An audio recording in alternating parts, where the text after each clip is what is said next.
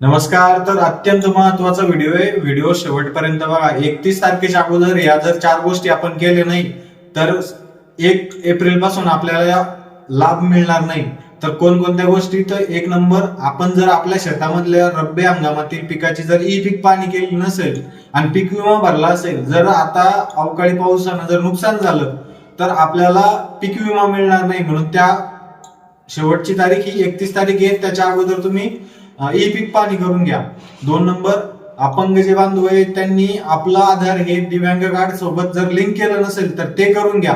जर तसं केलं नाही तर आपल्याला येणारा समोरचा जो हप्ता आहे 2500 रुपयाचा तो मिळणार नाही.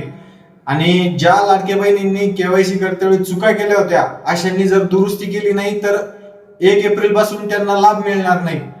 आणि परत ज्यांना नवीन पॅन कार्ड काढायचंय अशांना 1 एप्रिल पासून जन्माचा पुरावा द्यावा लागणार आहे. म्हणून 1 एप्रिलच्या अगोदर म्हणजे 31 मार्चच्या अगोदर जर आपल्याला नवीन पॅन कार्ड काढायचं असेल तर पॅन कार्ड काढून घ्या.